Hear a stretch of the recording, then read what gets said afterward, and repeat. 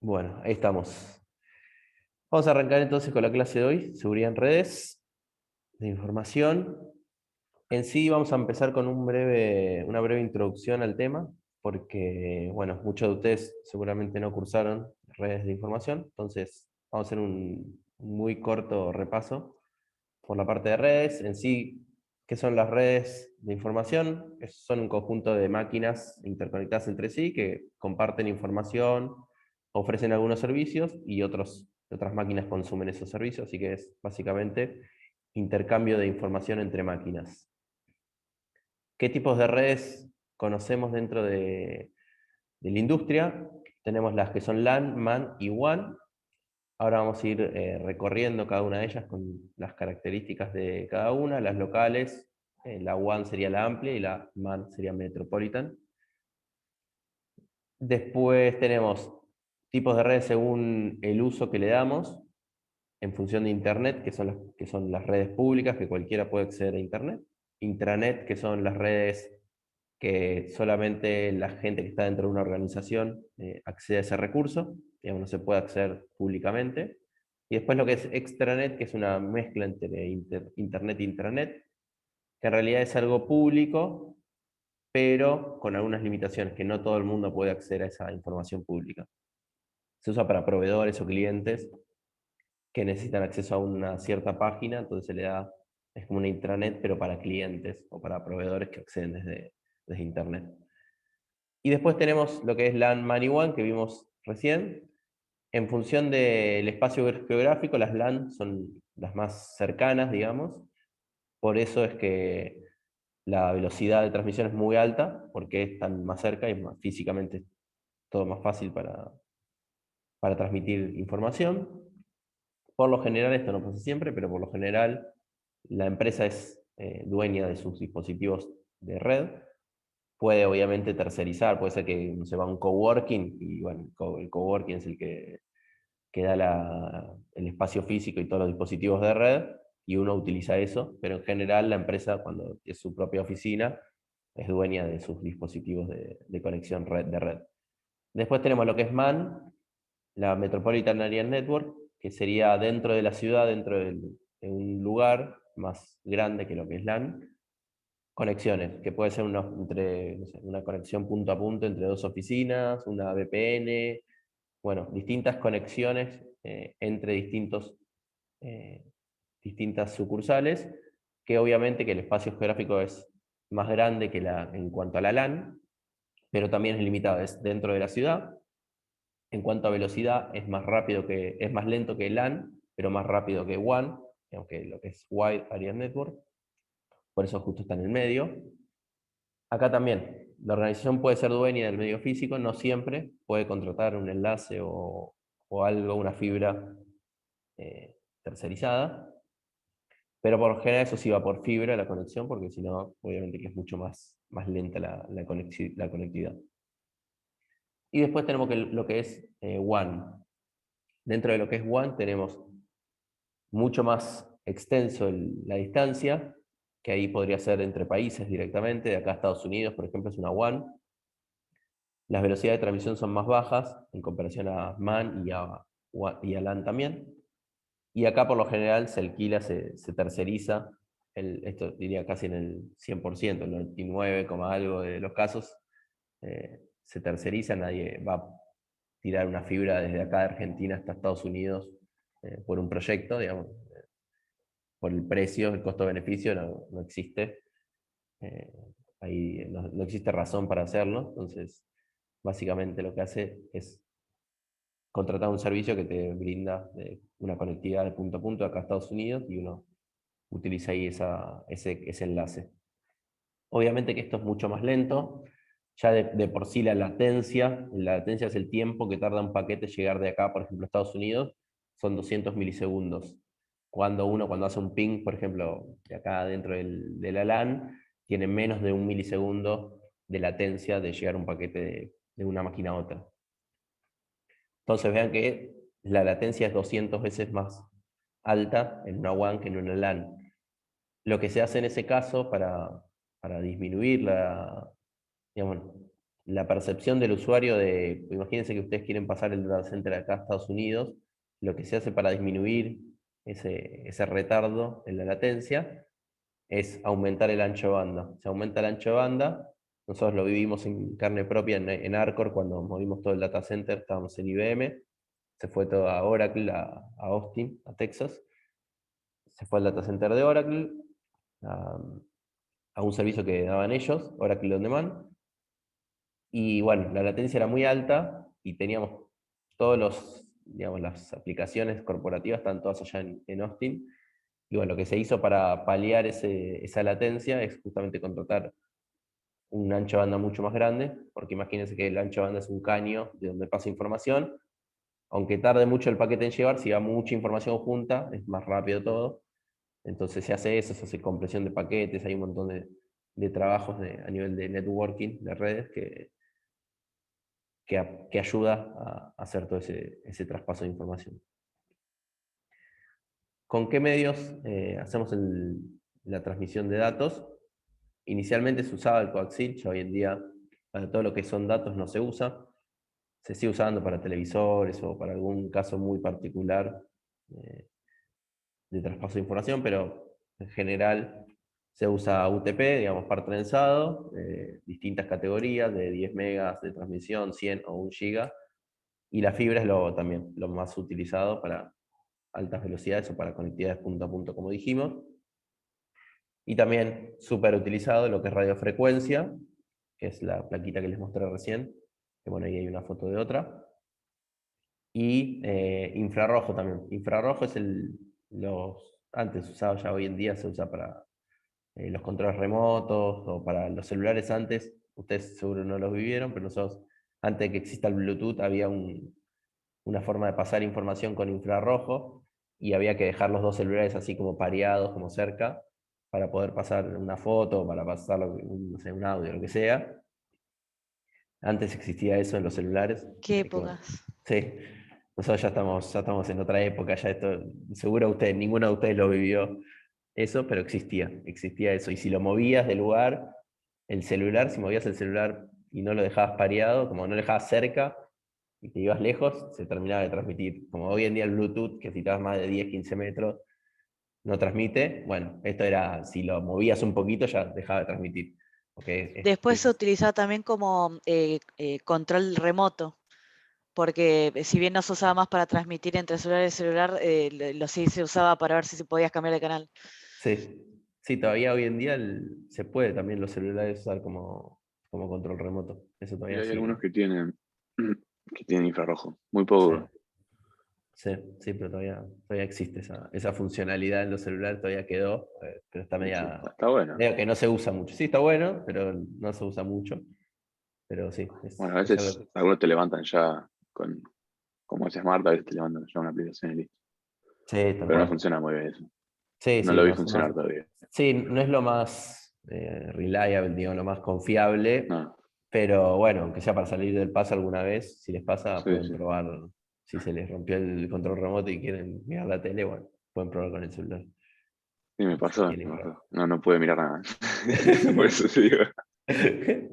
Sí, bueno, puede pasar, puede pasar. Lo mismo que el NFC, hay celulares que tienen NFC y para cargar la sube o esas cosas, si tienen NFC pueden salir del paso alguna vez. Los celulares hoy en día traen cada vez más dispositivos adentro, más funcionalidades, así que también esa es otra ayuda del celular. Bien, seguimos con modelo OSI. El modelo OSI, para lo que es la parte de redes, eh, la realidad es que es un modelo teórico, y me van a decir, no se usa en la práctica, ¿para qué lo vemos? Porque la realidad es que muchas de las documentaciones que van a ver ustedes, si se dedican a parte de redes o les interesa la parte de redes, está basada en el modelo OSI y muchas de las cosas que son de TCP/IP están basadas también en el modelo OSI, que es lo que sí se usa. Así que es para tener una idea teórica rapidita, un recorrido. Después lo van a ver cuando cursen todos redes, así que y van a aprender más en profundidad el modelo OSI. Acá simplemente para tener un pantallazo y una idea de esto, por si lo vemos en algún momento de la clase. Entonces tenemos la capa más básica de todas, la más baja, la capa física, donde ahí lo que se mueven son bits de unos y ceros, donde van por el medio de comunicación, que es el cable básicamente, son unos y ceros, que en función de la tensión que hay en el cable, se dice si es un 1 o si tiene tensión baja, un 0. Después lo que tenemos enlace de datos, el acceso al medio sería, ahí tenemos la placa de red, imagínense que viene el cable, unos y ceros, lo primero que llega a la computadora es la placa de red, que recibe esa información, y ahí tenemos la MAC address. La MAC address es la primera dirección, la más cercana al hardware que tenemos. Cada dispositivo de red tiene una MAC address asociada. Esa MAC address es un número único, o debería ser único, se pueden clonar las MAC, pero en principio es un número único en hexa, que son 12 números en hexas, divididos en octetos. Los primeros 6 corresponden al vendor y los últimos 6 corresponden al dispositivo. El vendor sería el fabricante. Y bueno, esa es la primera parte donde llega la información. Después tenemos la red. La red es, digamos, la parte donde tenemos las direcciones IP. La IP sirve para direccionar justamente y elegir una ruta hacia qué lugar va el paquete. Después vamos a ver más en detalle eso. El protocolo de transporte. Ahí tenemos todos los puertos. Cuando uno se comunica hacia, por ejemplo, uno se conecta en HTTP, bueno, va a puerto 80, HTTPS 443, y así con cada uno de los servicios que tenemos. Entonces, lo que hacemos ahí con ese puerto es definir un punto de entrada para la comunicación, y el punto de salida va a ser aleatorio, o sea, el puerto de origen, después ya lo vamos a ver más en detalle, va a ser aleatorio, obviamente mayor al 1024, que son los reservados. Pero bueno, esa es la capa de transporte donde tenemos todos los puertos. Después tenemos la capa de sesión, donde ahí ponemos un tiempo, un time to live, donde dura ese paquete dentro de la red, y eso sirve para que no anden los paquetes dando vueltas forever, digamos, para siempre, dentro de la red. Después la capa de presentación, donde le ponemos algunos datos, preparando el paquete para lo que es la capa de aplicación. Y la última, la capa de aplicación, es la que sí se encarga de la comunicación directa con el cliente. Por eso ahí siempre hacen el chiste de problema de capa 8, bueno, porque es el usuario de la capa 8, entonces a veces, no sé si alguno le hicieron alguna vez ese chiste o uno lo va a hacer, pero bueno, siempre cuando empiezan a diagnosticar algún problema y se dan cuenta que en realidad está haciendo lío el usuario, bueno, problema de capa 8. Así que bueno, por eso el modelo OSI es importante conocerlo. Bueno, pasamos a lo que es TCP/IP. El TCP/IP este sí es el protocolo utilizado por todas las computadoras hoy en día, o un gran porcentaje de ellas por lo menos. Lo que tenemos en este protocolo TCP/IP es que nos da conectividad punto a punto, digamos, de máquina a máquina. ¿Cómo van a ir los paquetes? Van en un formato particular, con un encabezado y datos particulares, van a ir direccionados hacia una IP específica, se van a transmitir, van a ir enrutados con ciertos dispositivos de red en el medio y los van a recibir del otro lado. Las capas del protocolo TCP/IP, tenemos la capa de red, que sería lo que es la física dentro de lo que vimos del modelo OSI. Después la capa de IP, de Internet.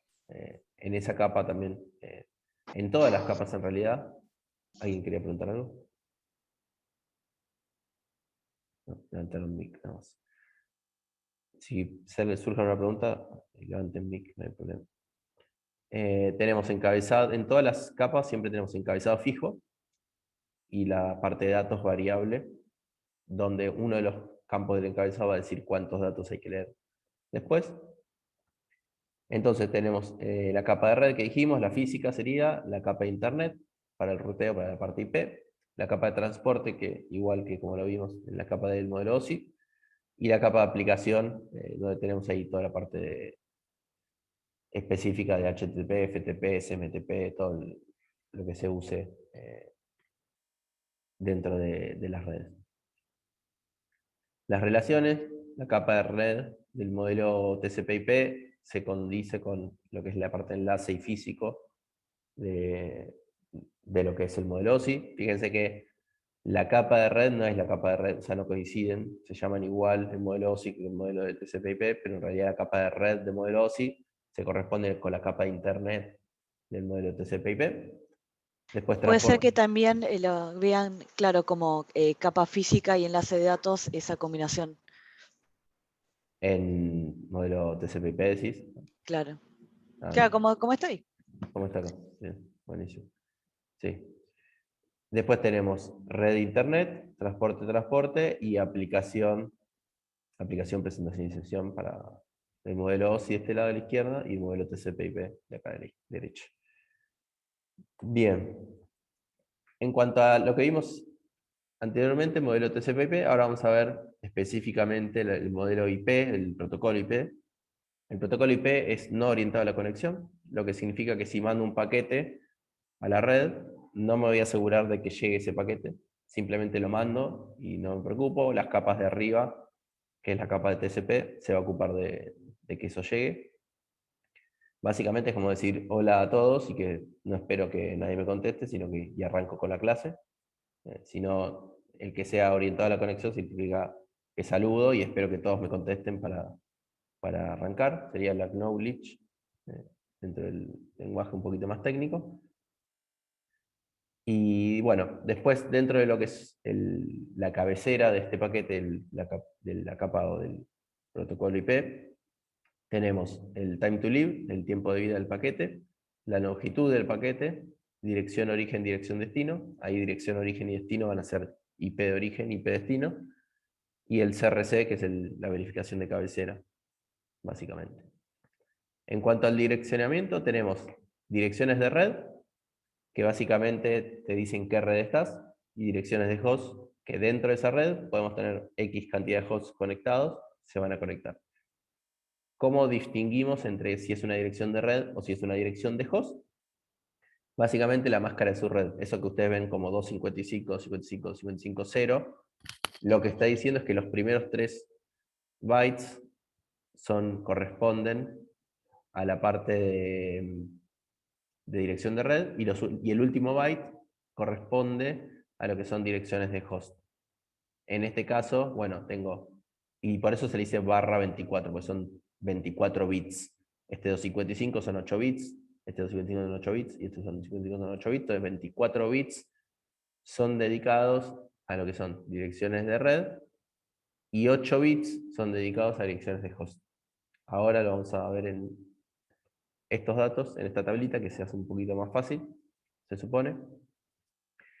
Y lo que tenemos es, para lo que son IPs públicas, que es esto, tenemos redes y host. En función de qué clase de redes, la clase se define en función de la cantidad de redes que voy a tener y la cantidad de hosts que voy a tener. Por eso se dividen en 3 para tener distinta variedad de redes y poder utilizarlas en función de eso. Depende de la empresa, digamos. Obviamente, estos son IPs públicas, pero las IPs privadas, después vamos a ver, depende de la empresa, la clase que va a utilizar.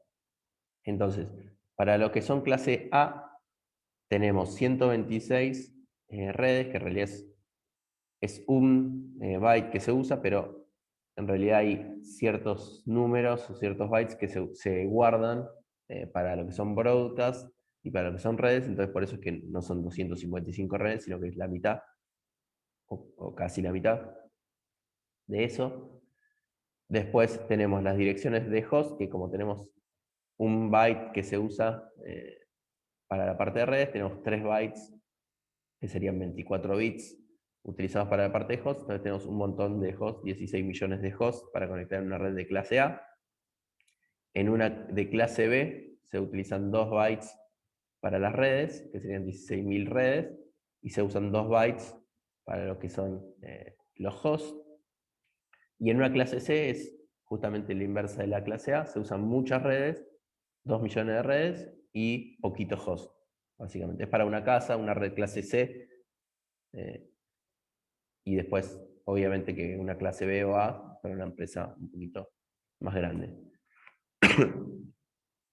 Eso en cuanto a la parte de arriba, las IPs públicas. En cuanto a las IPs privadas, que son las que usan ustedes en sus casas o en las oficinas, las IPs privadas, estas las de arriba, las públicas, son pagas y uno tiene que pagar para usarla. Tiene que tener un hosting para poder publicar con esa IP pública alguna página o algún servicio de lo que sea. Bueno, uno paga por esa IP pública y uno la puede utilizar. Las IPs privadas son gratis, las utilizan cada uno de ustedes en sus casas, en las oficinas o en cualquier lado. La clase A tiene 8 bits de red y 24 bits de host. La clase B tiene 16 y 16, 16 bits de red y 16 bits de host. Y la clase C tiene 24 bits de red y 8 bits de host. Con lo cual, fíjense que tienen mucho menos cantidad de hosts. En una casa, 256 dispositivos hoy en día todavía es algo razonable. A futuro no sé si va a seguir, va a seguir sirviendo una clase C, pero hoy en día 256 hosts no llegan a cubrir. Cuando tengamos la heladera, el horno, el lavarropas, el aire acondicionado, todo conectado a internet, ahí no sé si van a alcanzar las IPs para tener 256, pero hoy en día por lo menos todavía se la banca. Después el protocolo TCP, ahí sí ya tenemos que sea orientada la conexión. Me aseguro que el paquete llegue a destino. Si primero lo que hacemos es enviar, retransmitimos los paquetes si se perdieron, si hay duplicados los eliminamos, y después se ordenan para pasar a una capa superior. Básicamente es controlar que el paquete llegó a destino. También usa multiplexación de conexiones, que es el tema de puertos, porque uno recibe una conexión, el puerto 80, por ejemplo, recibe múltiples conexiones, y por eso con la multiplexación de estas conexiones es como que se permite varias conexiones al mismo tiempo por este protocolo. ¿Qué tiene la capa TCP? Tiene puerto de origen, puerto destino. El origen es el que dijimos ya, el aleatorio. El de destino es el servidor a donde me estoy conectando, el puerto donde me conecto, depende del servicio que exponga ese servidor. Número de secuencia, donde ahí vamos a ordenar todos los pedidos. Vamos a mandar número de secuencia, lo mando desordenado, y el que recibe los paquetes lo ordena en función de ese número de secuencia, porque no siempre mando todos los paquetes en el orden correcto, entonces lo puedo mandar en distintos órdenes, mientras tenga el número de secuencia definido, después el que recibe el paquete sabe ordenarlo. Después longitud de cabecera, para saber cuántos datos tengo que leer después. Una ventana, que sería como la fragmentación de la capa IP, es como mandar, en vez de mandar todos los paquetes juntos, mando de a partes, para no mandar tanta información junta. Y la verificación de cabecera, como dijimos anteriormente. En cuanto a dispositivos de red, el hub, que ya está en desuso, se dejó de usar porque básicamente mandaba información, yo mandaba de un puerto hacia otro puerto, una boca de red, digamos. Yo estaba conectado a la boca de red 1 y le quería mandar una información a la 3, le quería mandar un archivo, y no podía mandárselo específicamente a la boca 3, sino que se lo mandaba, replicaba la información a todos, y eso generaba colisiones, porque estaba todo el tiempo enviando y recibiendo información. Y bueno, por eso ese medio que se dejó usar.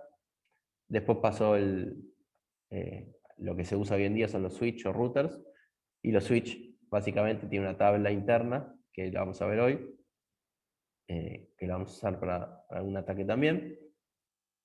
Y esta tabla interna lo que hace es saber qué IP está conectada en cada boca de red y qué MAC address. Entonces, con esa información sabe a dónde mandar los paquetes.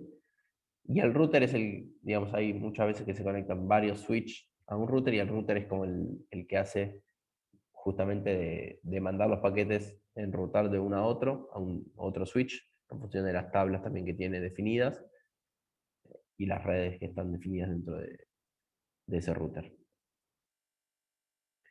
Ahora sí, pasamos a la parte un poquito más ya no tan introductoria. Acá ya nos pasamos a la parte de seguridad en redes, más específica. Vamos a empezar con el protocolo ARP. El protocolo ARP, lo que hacemos acá es cambiar de una IP a una MAC address. O sea, alguien dice, ¿cómo funciona esto? Mando un broadcast y digo en la red, quiero saber quién tiene la IP 192.168.0.3. El que tiene esa IP me contesta con una MAC address. Me dice, sí, yo tengo esa IP 192.168.0.3, mi MAC address es AE, no sé, F8, bueno, lo que sea, el número de MAC address que tenga. Entonces, así funciona el ARP. Y eso sirve para que cada vez que tengamos que mandar un paquete a la red, no tengamos que andar mandando broadcast todo el tiempo y preguntando qué MAC address tiene cada IP. Entonces, nos guardamos esa información localmente y cada vez que tengo que mandar un paquete, yo ya sé qué MAC está asociada con cada IP. Como dijimos anteriormente, son 6 caracteres en hexa para el fabricante y 6 caracteres en hexa para el dispositivo. Este es un ejemplo de una MAC address en hexa, que siempre se va a ver la MAC address en hexa, y bueno, acá tenemos la tabla de RP, donde tenemos la IP asociado con una MAC address, básicamente, de manera dinámica. Esto, si ustedes quieren, lo vamos a ver en el laboratorio igual.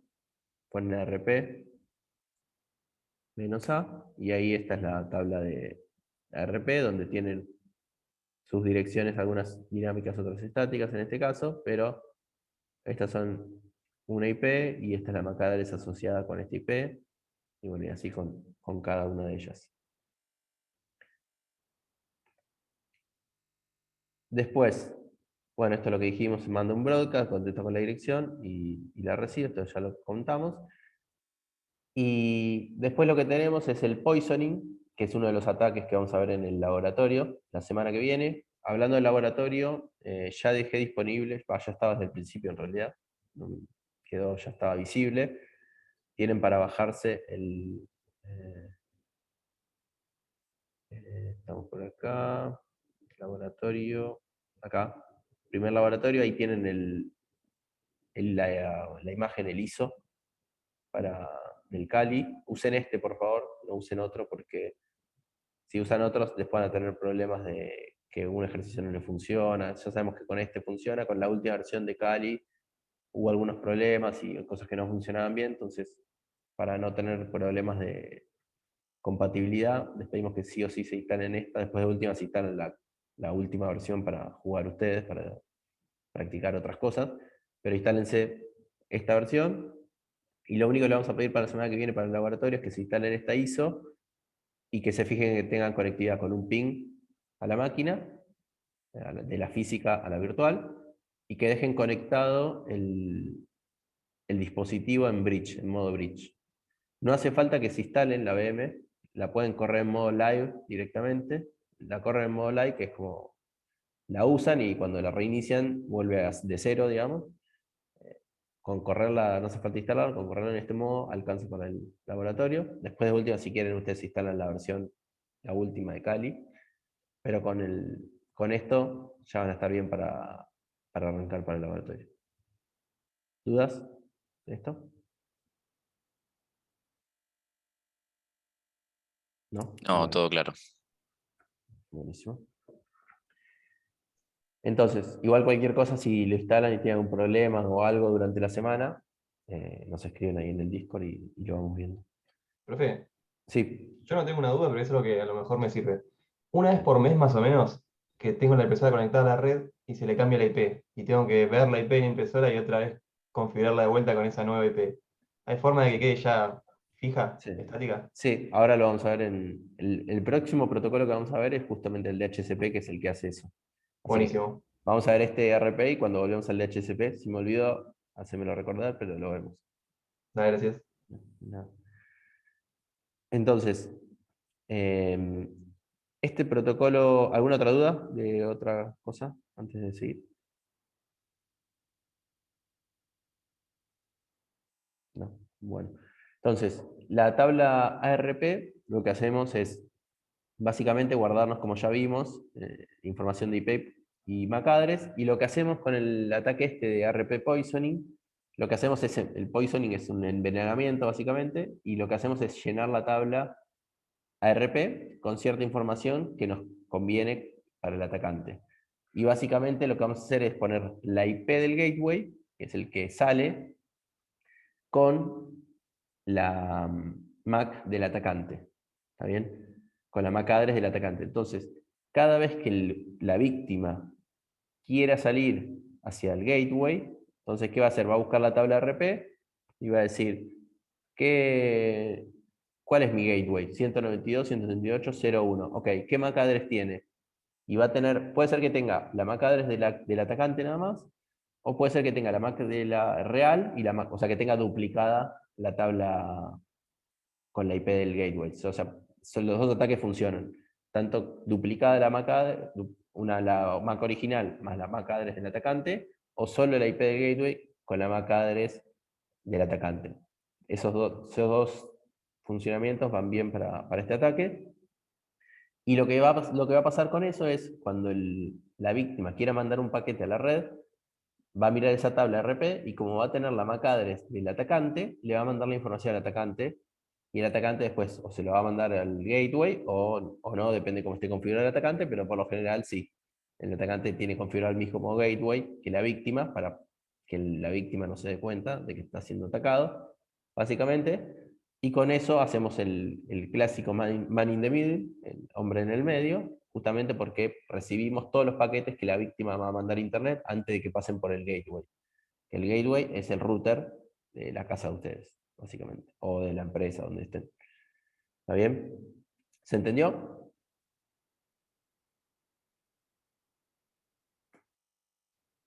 Sí, sí. Sí, sí, se entiende. Buenísimo.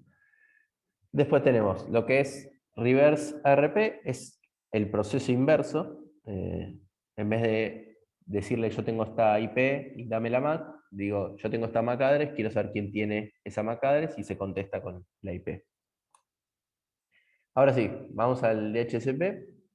Esto es justamente lo que habían preguntado recién, de por qué se me refresca la dirección IP cada cierto tiempo. Básicamente, una computadora puede recibir IPs antes, digamos, así como casi como en el infrarrojo, digamos, en la vieja época, casi que los DHCP no se usaban tanto. Lo que hacía el soporte local era ir a las máquinas y configurar la mano la IP privada, y cada máquina tenía su IP estática privada configurada, y si pasaba algo, tenía el administrador de redes, tenía que ir y modificar y ver quién se da de alta, quién se da de baja. La verdad que es un trabajo que no tiene mucho sentido. El DHCP justamente lo que hace es ir asignando y limpiando direcciones IP a medida que se van conectando y desconectando los dispositivos, para evitar el solapamiento de direcciones IP, y para que todo el mundo pueda usar la red al mismo tiempo con distintas direcciones IP asignadas. Obviamente que esto es configurable. A nivel local, uno lo puede configurar acá, por ejemplo.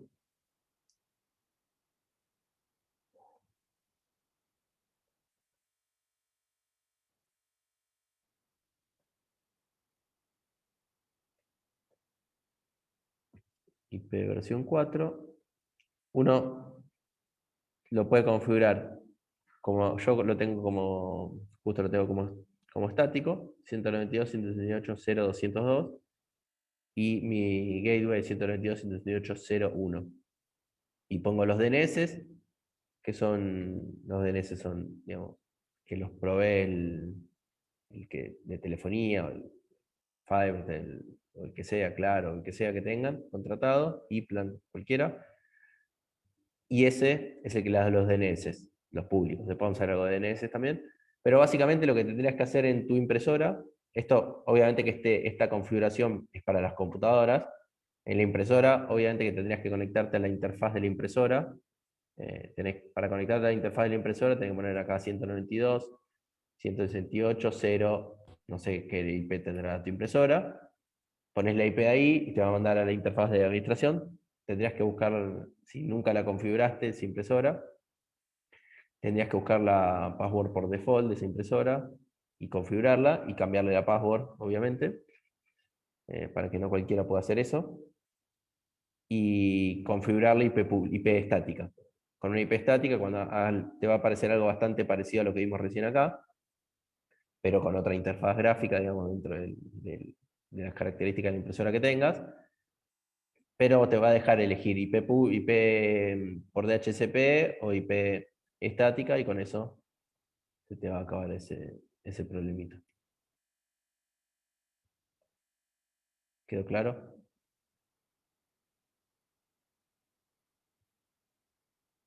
No sé quién había preguntado.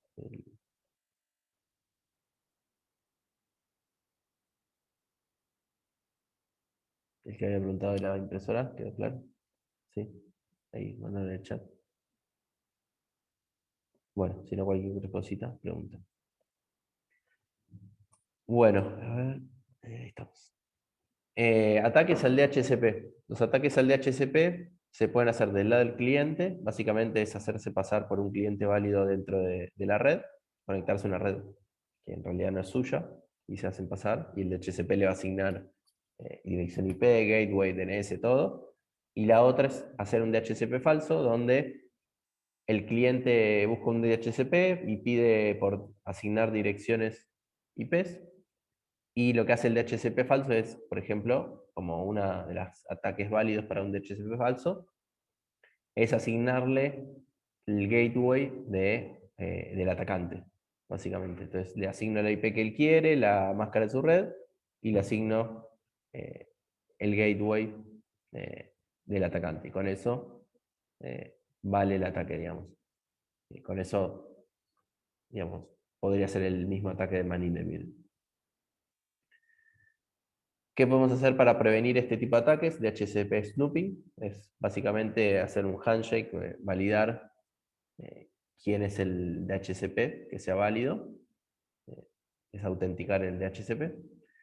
Después, otro de las herramientas de redes que nos permiten darle seguridad a toda la información que sale de Internet, desde nuestras computadoras, en las empresas o donde sea, que haya un proxy. Lo que hace el proxy es básicamente, lo vimos la semana pasada, es agarrar los paquetes y dejar salir solamente, o sea, conectarse a Internet solamente las páginas autorizadas.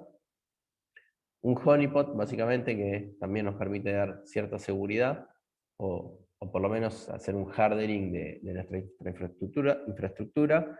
Y lo que hacemos ahí es, básicamente, dejar una máquina aislada de la red real, con ciertas vulnerabilidades para que alguien se conecte y ataque ese honeypot. Y con eso, ¿para qué nos sirve? Para detectar qué tipo de ataques nos están queriendo hacer a nuestra red y poder filtrar ese tipo de ataques dentro de la red real, digamos. O ver si ese ataque también lo están queriendo hacer en nuestra red corporativa real.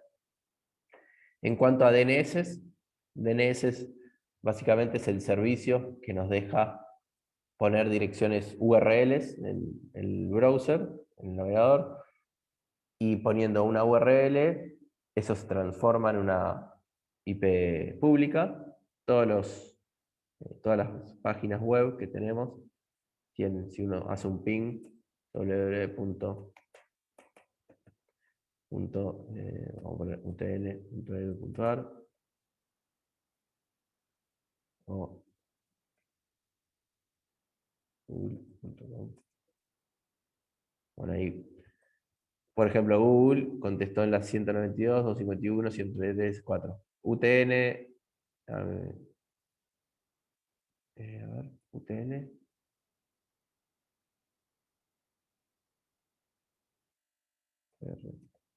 Igual contestó.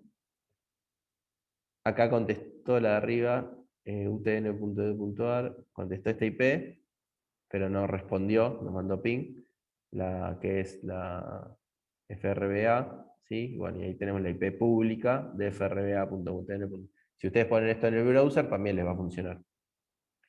Pero, obviamente que para uno es más fácil recordar un nombre que una IP para conectarse a todas las páginas web.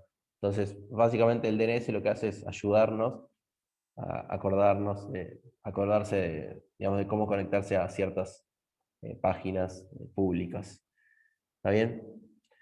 Algunos tienen DNS, los que ya les mostré que estaba configurado, por ejemplo, yo tengo DNS públicos, pero una empresa también podría tener DNS privados, donde hostea todas las páginas locales de su empresa. Después tenemos ICANN, que es la responsable de asignar IPs y administrar los DNS. Y a nivel de ataque, también otro ataque que vamos a tener en el laboratorio, el DNS spoofing.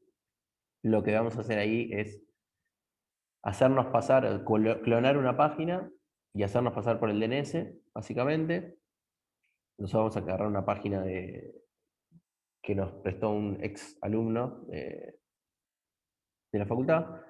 Vamos a clonar esa página y vamos a clonarla y después vamos a hacer que la víctima se conecte a esa página clonada para robarle sus credenciales, básicamente. Nosotros lo vamos a hacer en HTTP, porque simplifica todo. Pero bueno, hay formas también de hacerlo con HTTPS, cifrando el contenido y todo, pero bueno, lo vamos a hacer en HTTP para hacerlo más sencillo. Y para evitar este tipo de problemas, lo que tenemos que hacer es utilizar lo que es el DNSSEC. DNSSEC es lo mismo que vimos antes con el DHCP Snooping, es autenticar a los servidores de DNS, en este caso en vez de los DHCP. Lo que es el protocolo HTTPS, básicamente lo vamos a ver la semana que viene en el laboratorio. Cuando va en HTTP va todo en plain text, en texto plano, y agregando la S, agregando el HTTPS, le agregamos un nivel de cifrado con distintos algoritmos. Puede ser SSL, que es más vieja, después salió la versión 1, 2 y 3, y después lo que es TLS también. TLS 1.0, 1.2, 1.3, ya está. Siempre lo recomendable es ir a la última versión de TLS,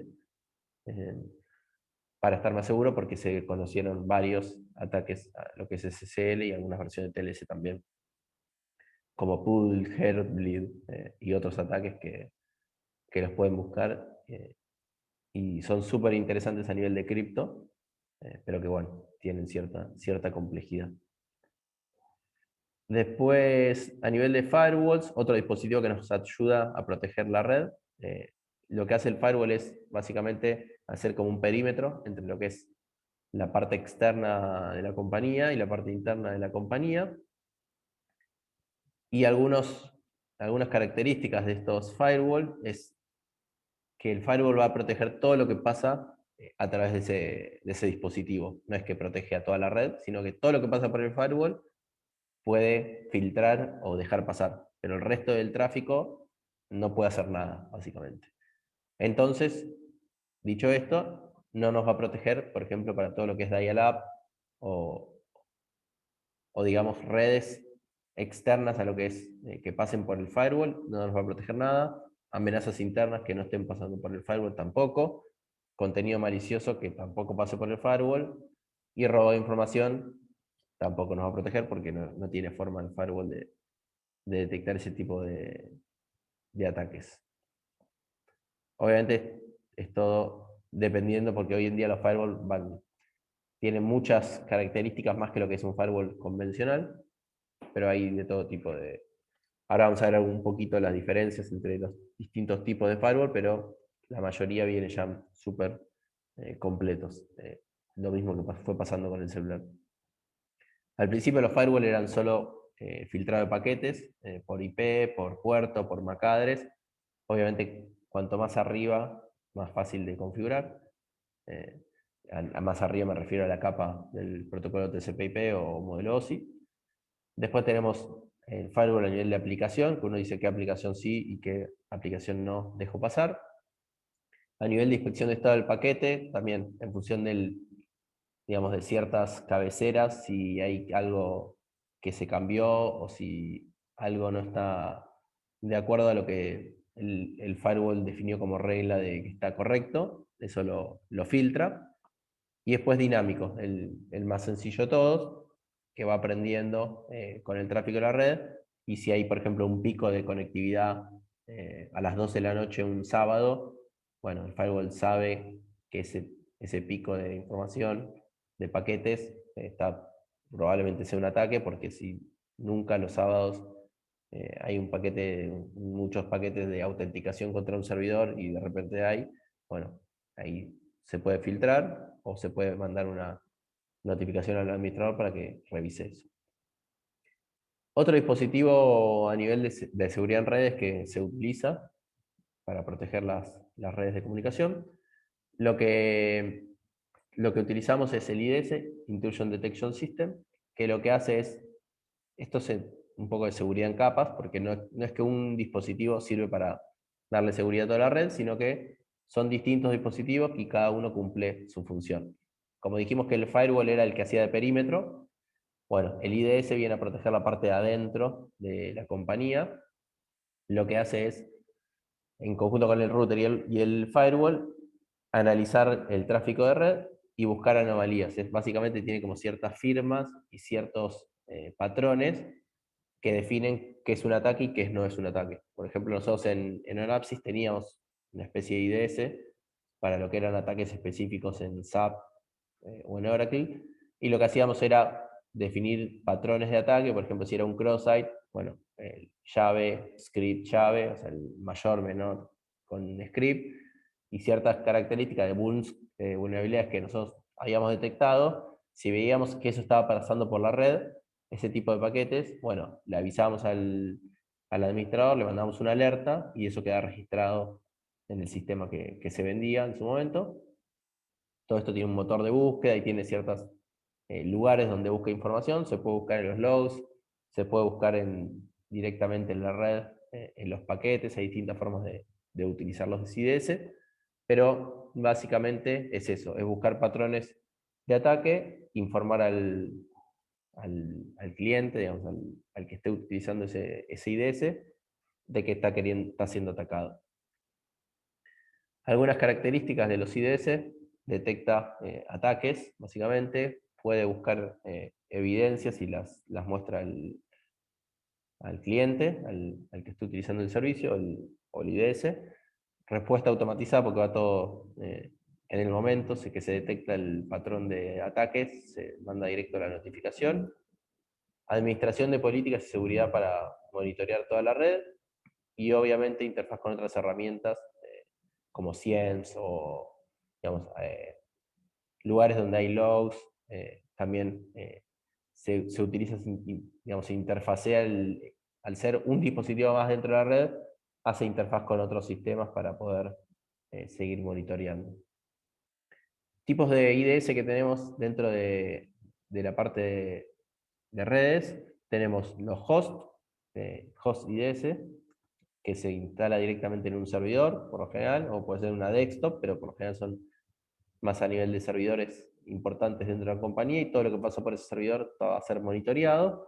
O se puede instalar Network IDS, que se instala en los firewalls, en los routers, en distintos lugares críticos de la compañía. Son como sensores que se instalan, y después de la consola de management se monitorea cómo está ese sensor y que si salieron alertas o no. La DMZ básicamente es una zona desmilitarizada, donde ponemos ahí servidores web que no nos interesan tanto proteger. Básicamente es el frontend para ciertas cosas. Esta sería la web DMZ, donde ponemos los servidores web. Tenemos una app DMZ donde tenemos data y servidores, pero no servidores ni data importante para la compañía. Y después pasar por el router, el firewall, otro router y un firewall más podría ser. Eso no es digamos, el gráfico 100% seguro. O sea, cada, digamos, distribución de red puede tener sus ventajas y desventajas. Pero bueno, lo importante es que siempre haya firewalls, IDS en el medio, y que la red corporativa esté detrás de todos esos dispositivos. Y como concepto de la DMZ, que dejamos expuesto solamente los servidores de frontend o con información no sensible para la compañía. Vamos a pasar a lo que es seguridad de acceso remoto.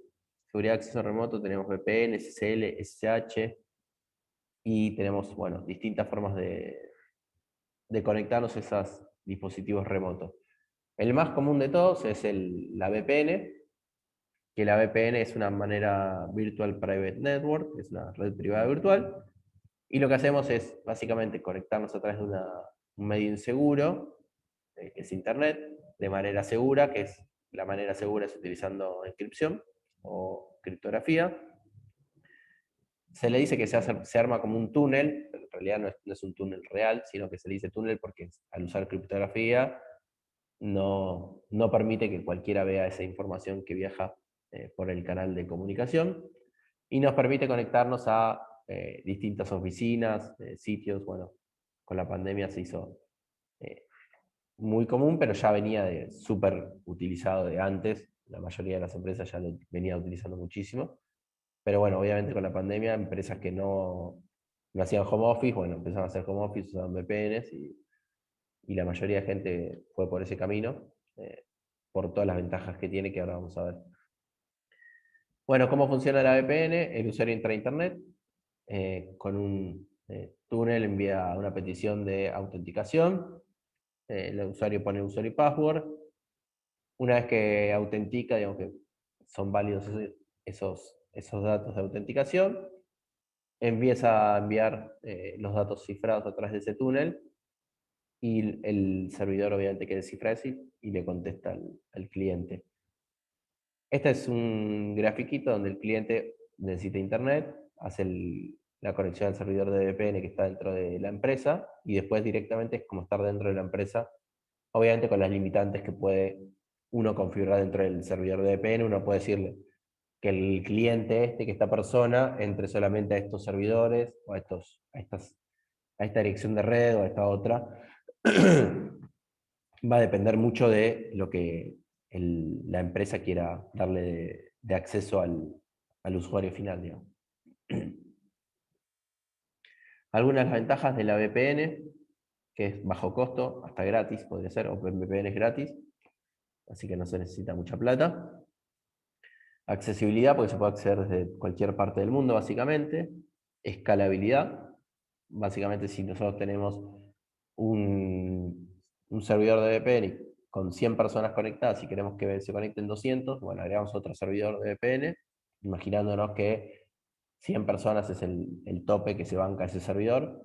Bueno, ponemos otro servidor y escalamos a 200 usuarios concurrentes. Es muy escalable el uso de la VPN.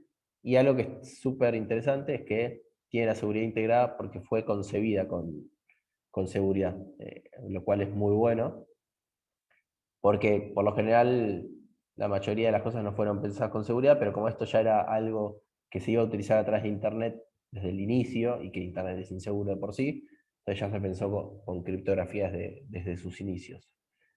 Algunas desventajas: sobrecarga al cliente, que hoy en día con las máquinas que tenemos hogareñamente o corporativamente no lo siente mucho la sobrecarga del cliente, pero es algo que sí, al usar criptografía obviamente que tiene que encriptar y desencriptar, y eso es una sobrecarga, aunque no es notoria para el usuario a veces.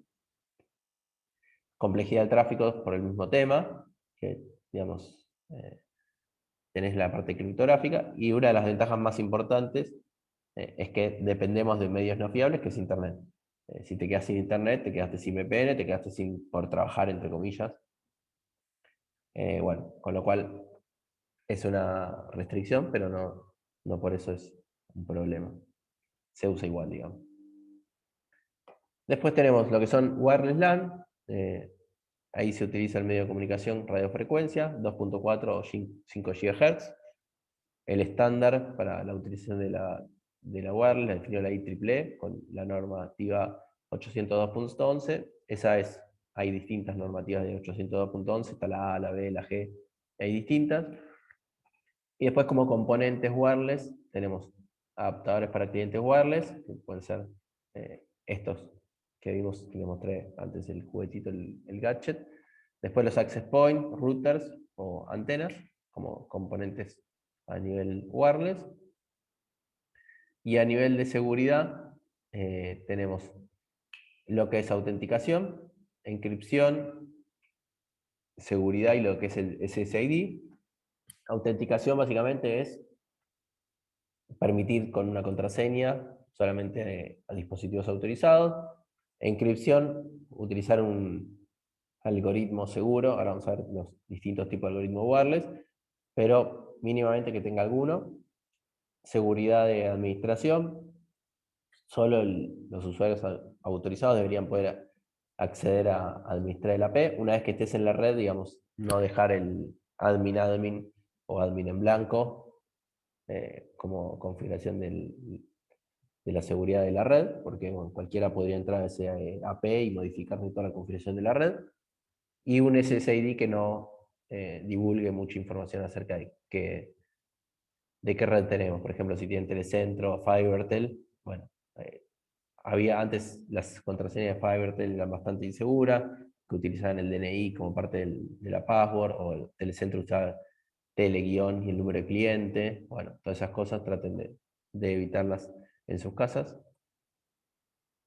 A nivel web, se rompió hace bastante tiempo, es bastante sencillo. Nosotros en el laboratorio de seguridad en redes, en la materia de seguridad en redes, solíamos hacer prácticas. Yo llevaba un router que le poníamos seguridad web y hacíamos un capture de flag. El que primero rompía esa seguridad ganaba el flag, digamos.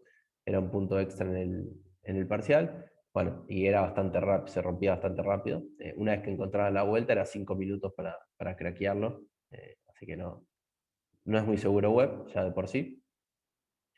La clave y vector de inicialización, la clave es de 40 a 104 bits y el vector de inicialización es de 24 bits para lo que es web.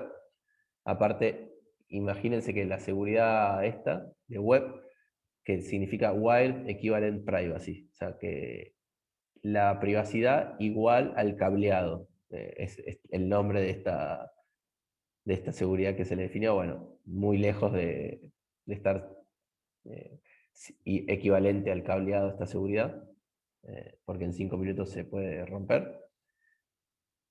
Lo que podemos hacer acá es, bueno, con esta seguridad es, digamos, cifrar toda la información entre el cliente y la AP. Y bueno, el algoritmo basado para lo que es seguridad web es RC4.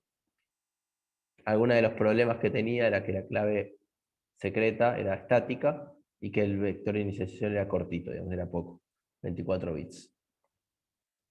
Después salió WPA1, digamos.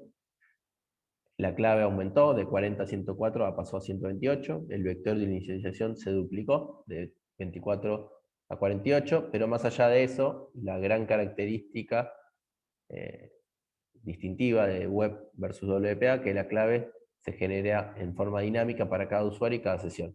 Entonces, como que vas cambiando y hay un Temporal Key Integrity Protocol, el TKIP, que ese, bueno, también utiliza este protocolo para ir cambiando las claves de manera temporal en función de la sesión y para cada usuario. Entonces, con eso aumentó bastante lo que es la seguridad. WPA y WPA2 mantuvieron la misma nivel de clave y salieron ataques tanto para web, WPA como WPA2, y salió WPA3, que también ya hay algunos ataques. 192 bits es la clave, va aumentando, fíjense que cada vez la clave es más grande, pero así todo siguen aumentando y siguen habiendo ataques válidos para todo lo que es seguridad wireless. ¿Preguntas?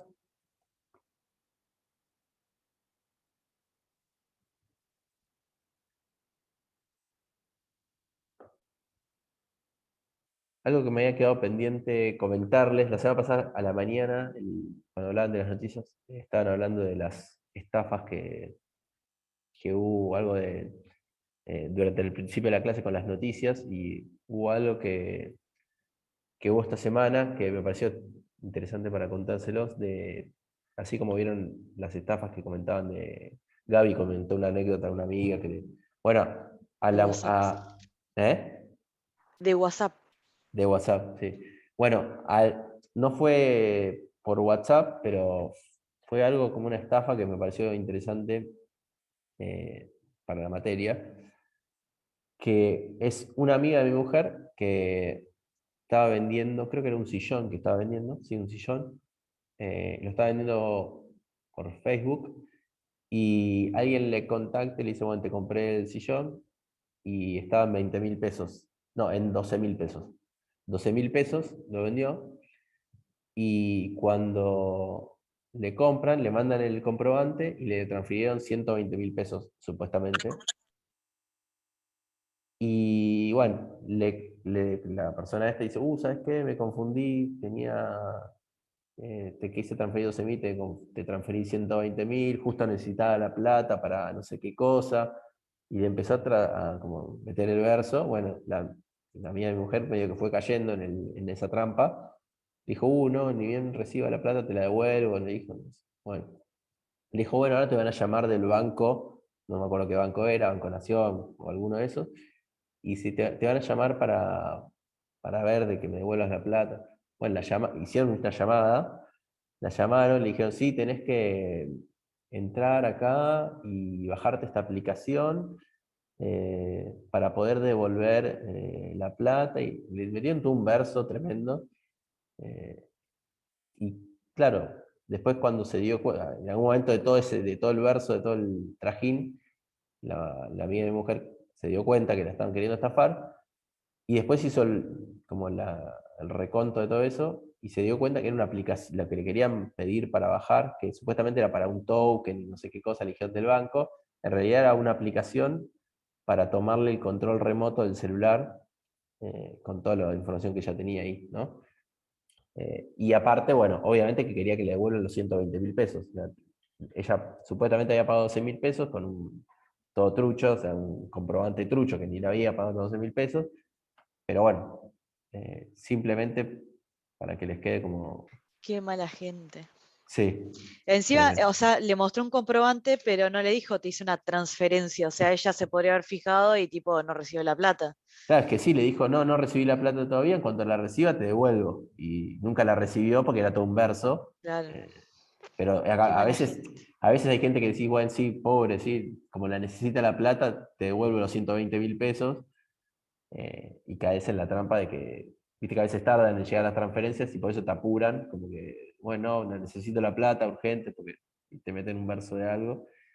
Y cuando lo ves Sí. retrospectivamente, la amiga de mi mujer me decía, yo no, cuando cuento la historia, decía, no lo puedo creer, porque me parece algo como re estúpido, como que te re das No, es cuenta. que claro, en el momento creo que lo habíamos hablado, en el Sí, momento por te eso. apuran tanto que vas cayendo, o sea, no te das cuenta, por más que seas el más vivo, caes. Y acá les pasé en el chat un YouTube de un pibe bastante conocido que se dedica a cazar scammers. O sea, básicamente tiene un montón de dispositivos de cambio de voz y speech armados, entonces lo que hace es, bueno, se ve que en Estados Unidos reciben mucho scam o sea, engaños de gente de habla hindú.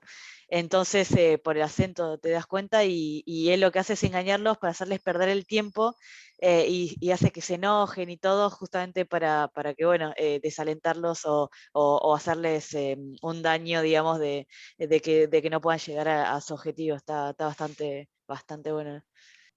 Sí, tal cual. No sé si lo habrán nombrado, pero en pandemia hubo uno que era muy, muy conocido, el de la vacuna. Te llamaban porque supuestamente te iban a dar la vacuna y te pedían los 6 dígitos que te mandaba WhatsApp. Entonces se Sí, llevaban tu WhatsApp cuando vos le pasabas los números. Le sí. pasó a la mamá de mi mejor amiga, así que re cercano y era re común hacerlo. Sí, hubo un montón. Sí, no lo comentamos en clase, creo que el cuatrimestre pasado, o en algún cuatrimestre lo comentamos, pero sí, es cierto. Y fíjense que en este caso pasó con la vacuna porque era algo que estaba súper de moda. Imagínense, ahora estamos en mayo. En noviembre, cuando sea el Mundial, va a salir el Mundial, y como todo el mundo va a estar hablando del Mundial, van a salir ataques basados en el Mundial. Y cuando hay cosas así muy populares o muy masivas, el Es que es la idea atacante, de un ataque de ingeniería social. Es la idea, totalmente, es jugar con la gente. es jugar con la gente, y cuando hay mucha gente interesada en un tema, el atacante va ahí porque sabe que va a haber interés en eso, Y van a haber cosas que son reales y cosas que ustedes se van a bajar y van a acceder y que, bueno, o los van a querer atacar diciéndole, sí, pasame tu WhatsApp y te mando información y con estos 6 dígitos y te mando información del mundial. Y, bueno, cosas así. Que uno dice, nadie va a caer en eso, nadie le va a mandar los 6 dígitos de WhatsApp a alguien, pero en algún momento uno está, bueno, a Moldaski también se hizo Sí, público, que sí, también sí, sí. le robaron y dice, él que es el rey de los chistes, que es el rey piola, y dice, yo nunca me imaginé que iba a caer en esto, y bueno, cayó. Porque uno en el momento que no presta atención y caes en el cuentito del tío, por eso un poco la seguridad va por ese lado. Obviamente que son cosas de todo tipo de seguridad, ya sea de una vulnerabilidad súper compleja hacia eso, porque también va de eso la seguridad, que no siempre es solamente algo súper técnico, sino también algo eh, con robo de información. Ahí me gusta mucho. OSINT. Buenísimo. No, todo bien. La idea es el intercambio. Lo que pasa es que la virtualidad un poco corta ese intercambio, pero está buenísimo. Buenísimo que salgan estos temas. Bueno, no sé si que alguien más tiene dudas, preguntas antes de cortar.